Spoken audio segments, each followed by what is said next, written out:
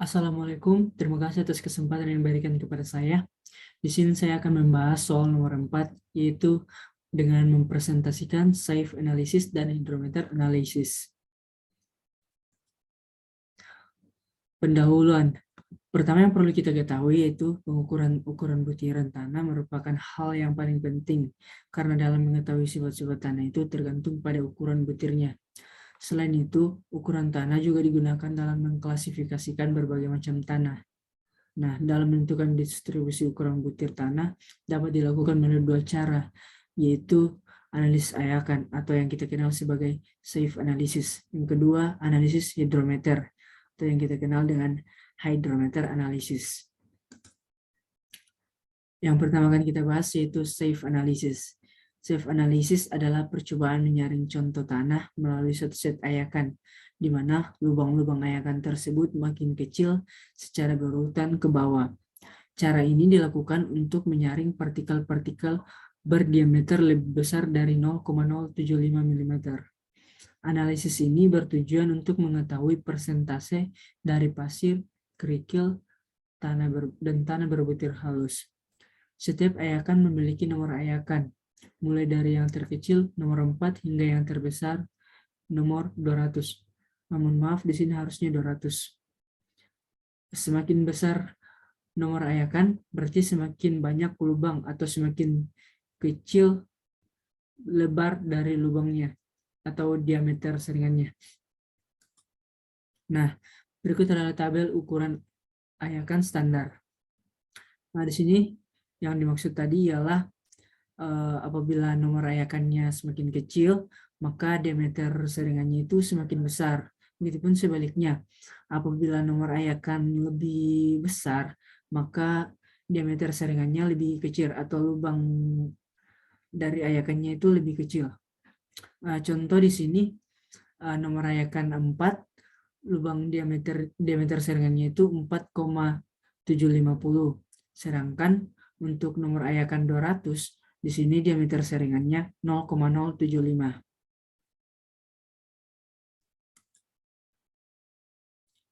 Hasil dari analisa ayakan umumnya digambarkan di dalam kertas semi-logaritma yang dikenal dengan sebagai kurva distribusi ukuran butir. Diameter partikel butiran digambarkan dalam skala logaritma, dan persentasi dari butiran yang lolos ayakan tersebut, di mana koordinat semi-logaritma adalah persentase berat partikelnya yang lebih kecil dari ukuran absisinya yang diketahui. Maka landai kurva distribusi makin rentang distribusinya, makin curam kurva. Makin kecil rentang distribusinya, tanah berbutir kasar dideskripsikan bergradasi baik jika tidak ada partikel-partikel ukurannya menyolok dalam suatu rentang distribusi, dan jika masih terdapat partikel-partikel yang berukuran sedang. Secara umum tanah bergradasi baik diwakili oleh kurva distribusi yang cembung dan mulus. Nah, berikut adalah parameter besar yang dapat ditentukan, yaitu yang pertama ukuran efektif, yang kedua koefisien keragaman, yang ketiga adalah koefisien gradasi. Nah, untuk mengetahui persen koefisien keseragaman, kita menggunakan rumus sebagai berikut. CU sama dengan D60 per D10, di mana CU adalah koefisien keseragaman dan D60 merupakan diameter sesuai dengan 60% saringan 60% lolos ayakan, dan untuk D10 merupakan diameter sesuai dengan 10% lolos ayakan. Berikut adalah persen untuk koefisien gradasi dengan rumus CC sama dengan D30 pangkat 2 dibagi D60 kali D10. Dengan CC sebagai koefisien gradasi, D60 sebagai diameter sesuai dengan 60% lolos ayakan, D10 diameter sesuai dengan 10% lolos ayakan, D30 adalah diameter sesuai dengan 30% lolos ayakan.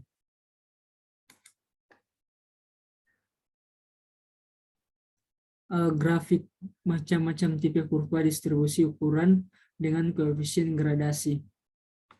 Begini contoh gradasi yang jelek.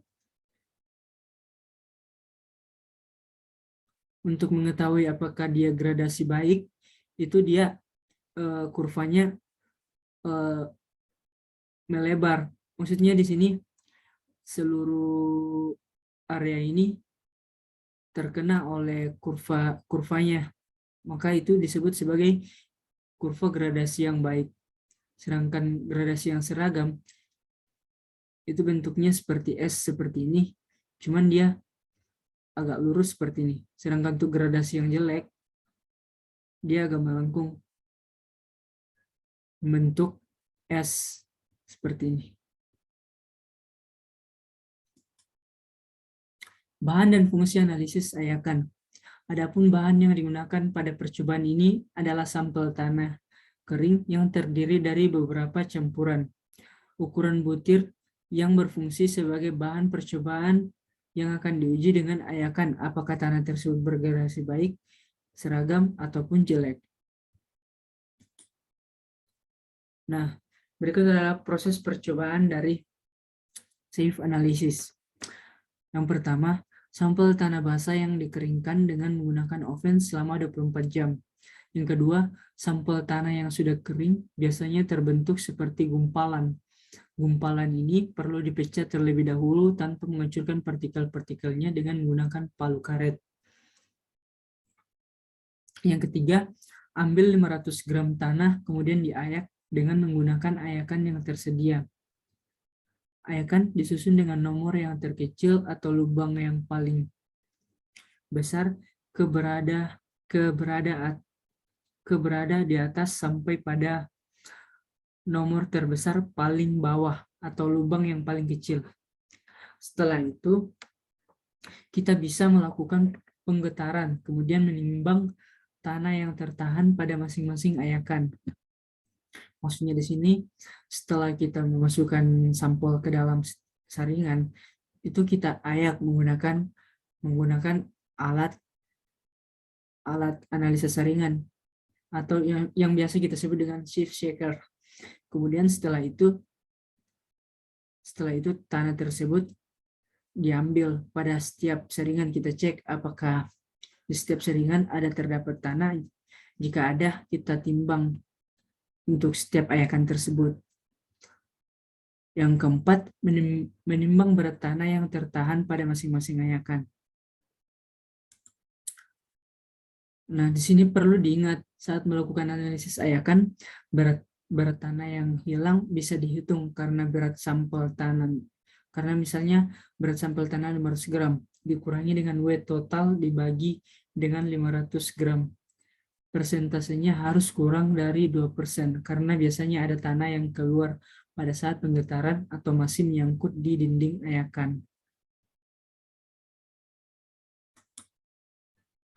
Yang berikutnya yang akan kita bahas yaitu hydrometer analysis. Untuk mengetahui partikel-partikel yang lolos dari ayakan nomor 200 atau tanah yang tertahan di pen, maka tanah itu bisa dianalisis dengan hydrometer. Faktor yang mempengaruhi kecepatan pengendapan karena hydrometer ini menggunakan kaidah kecepatan dari pengendapan butiran-butiran tanah tersebut untuk mengetahui berapa ukuran dari butiran tanah tersebut. Faktor yang mempengaruhi pengendapan yaitu bentuk, ukuran, dan berat butiran tanah. Berikut adalah prosedur percobaan dari hydrometer analysis. Yang pertama yang kita lakukan adalah mengambil sampel tanah yang lolos saringan 200, kemudian campurkan tanah tersebut dengan 125 cc larutan kalgon 4% sebagai defloculating agent. Yang ketiga, diamkan campuran tersebut 8-12 jam. Yang keempat, setelah itu campur kembali dengan menggunakan mixer. Yang kelima, Masukkan campuran ke dalam gelas ukur B dengan menambahkan air hingga 1000 cc. Lalu tutup mulut gelas dengan karet lalu kocok agar tercampur rata. Siapkan gelas ukur lain atau gelas A untuk pengukuran zero correction. Letakkan kedua gelas ukur pada bak ukur besar yang diatur temperaturnya. Kemudian, masukkan hidrometer secara perlahan pada gelas ukur B dan melakukan pembacaan saat T. Maksudnya saat T di sini adalah saat waktu berada di 25 detik, 50 detik, 1 menit, dan 2 menit. Kemudian lanjutkan pembacaan pada saat gelas ukur B saat waktu berada di 4 menit, 8 menit, 15 menit, 30 menit, 60 menit, 120 menit, 240 menit, 480 menit, 1440 menit, dan 2880 menit, hingga campuran pada gelas ukur B tampak jernih. Kemudian, masukkan hidrometer perlahan pada gelas ukur A dan lakukan pemecahan seperti pada gelas ukur B. Nah, berikut adalah contoh analisis dari hidrometer yang kita lakukan di laboratorium, di mana yang berbentuk seperti tongkat ini adalah alat hidrometernya.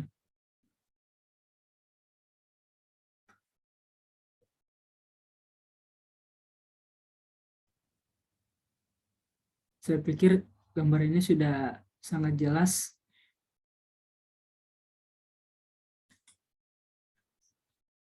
Berikut adalah persamaan Stokes dapat diterapkan dalam percobaan ini. Maka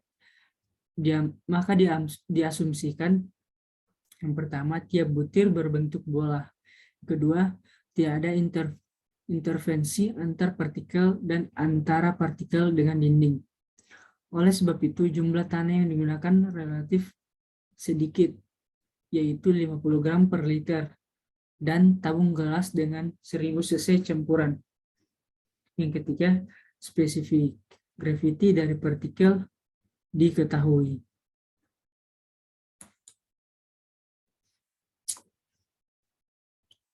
Nah, di sini kita bisa mengetahui perhitungan diameter efektif. Rumusnya itu K akar 18. Mu per ds kali dw kali G. Di mana keterangannya yaitu humidity adalah viskositas air pada suhu percobaan dengan satuan gram cm per detik. W ini adalah berat volume air pada suhu percobaan dengan satuan gram per cm pangkat 3. YS ini adalah berat volume butir dengan satuan gram per cm pangkat 3. Dengan G adalah percepatan gravitasi dengan satuan gram per cm persegi. D di sini adalah diameter butir dengan satuan cm. ZR adalah jarak permukaan campuran atau suspensi ke pusat volume hidrometer. T adalah waktu dengan satuan menit. Nah, setelah didapat hasil perhitungan tadi, kita dapat mengklasifikasikan tanah pada tabel berikut. Tabel ini dinamakan batas-batas ukuran golongan tanah. Untuk sistem klasifikasi seperti ini, yang kita gunakan di materi selanjutnya ialah ASTO dan USCS.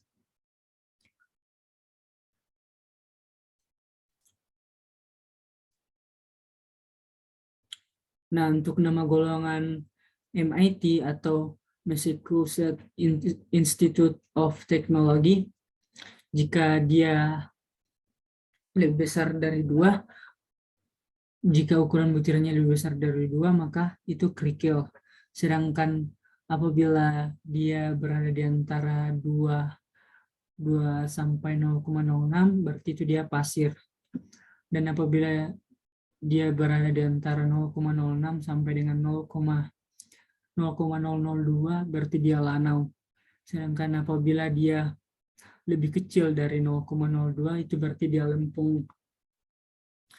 Nah, sedangkan untuk nama golongan USDA itu sama. Apabila dia lebih besar dari 2 berarti dia kerikil. Sedangkan tapi pada pasir dia beda. Kalau pada pasir USDA berada di antara 2 sampai dengan 0,05. Sedangkan untuk di lanau 0,05 sampai pada 0,002. Untuk lempung, USDA untuk lempung dia berada di bawah 0,002. Nah, untuk nama golongan ASTO atau American Association of State Highway and Transportation Official adalah apabila ukuran butirnya berada di antara 76,2 sampai 2 berarti dia kerikil. Sedangkan apabila ukuran butirannya berada di antara 2 sampai 0,075 itu berarti dia pasir. Sedangkan untuk lanau dia 0,075 sampai dengan 0,002. Dan apabila dia lempung berarti dia berada di bawah 0,002. Nah, untuk USGS atau Unified Soil Classification System itu kerikilnya berada di antara 76,2 sampai dengan 4,75. Sedangkan ukuran butirnya untuk pasir dia berada di antara 47,5 sampai dengan 0,075. Nah, untuk halus dan lempung itu dia lebih kecil dari 0,075. Perlu diingat, analisis hidrometer didasari prinsip sedimentasi atau pengendapan butir-butir tanah dalam air. Bila suatu contoh tanah dilarutkan dalam air, partikel-partikel tanah akan mengendap dengan kecepatan yang berbeda-beda, tergantung pada bentuk dan beratnya. Agar mudah dapat dianggap bahwa semua partikel tanah itu berbentuk bola atau bulat. Berikut adalah kecepatan mengendap. Partikel dapat dinyatakan dalam hukum Stokes dengan rumus V sama dengan S per P kali PW per 8 N per kali D2. Di mana V di sini adalah kecepatan dan PS adalah kerapatan dari butir tanah, PW adalah kerapatan dari air. Dan untuk simbol yang seperti ini adalah viskositas atau kekentalan air. Dan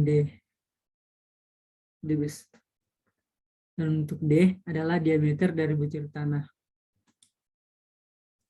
Berikut adalah tabel penentuan harga K untuk GS yang berbeda.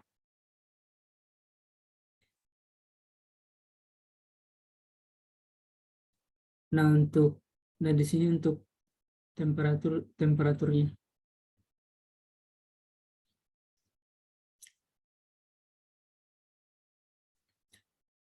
Dan ini di sini adalah spesifik gravity atau GS dari tanah. Lanjut. Berikut adalah tabel faktor koreksi alfa untuk GS yang berbeda. Nah, apabila spesifik gravity atau GS-nya 2,85, maka faktor koreksi alfanya adalah 0,96. Apabila GS-nya 2,8, maka alfanya adalah 0,97. Apabila GS-nya 2,75, berarti alfanya 0,98. Dan untuk GS-nya 2,7, berarti alfanya sama dengan 0,99. Apabila dia GS-nya 2,65, maka faktor koreksinya 1,00. Apabila GS-nya 2,6, faktor koreksinya 1,01. Jika dia 2,55, maka faktor koreksinya 1,02. Jika GS-nya 2,5, maka faktor koreksinya 1,03. Dan apabila specific gravity-nya 2,45, maka di sini faktor koreksinya 1,05.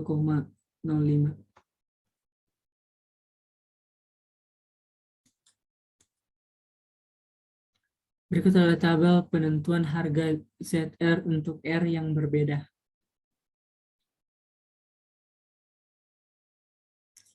Di mana tabel ini bagian awal, kolom bagian awal adalah baris bagian awal adalah pembacaan hidrometer aktual. Yang kedua, kedalaman efektif atau ZR. 3 adalah pembacaan hidrometer aktual. Keempat, kedalaman efektif atau ZR. Yang kelima, pembacaan hidrometer aktual. Yang keenam, kedalaman efektif ZR.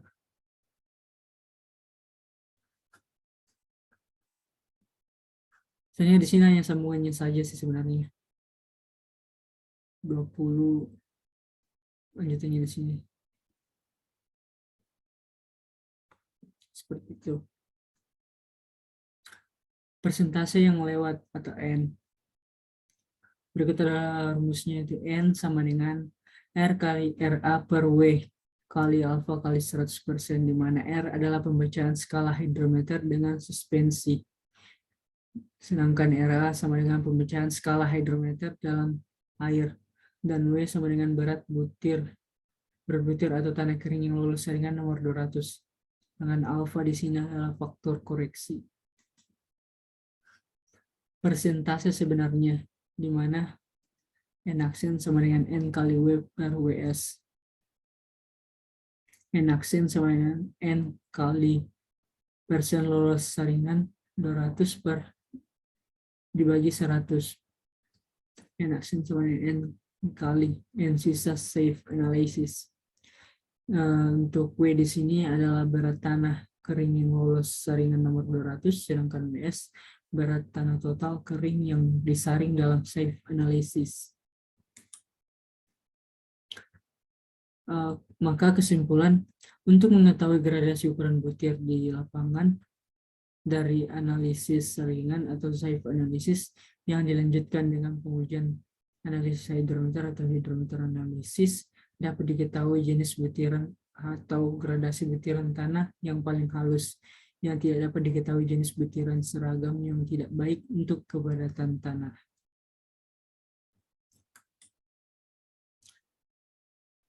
Mungkin pembahasan untuk hidrometer dan safe analysis mungkin sampai di sini dulu. Apabila ada yang kurang, saya mohon maaf. Selebihnya saya ucapkan terima kasih.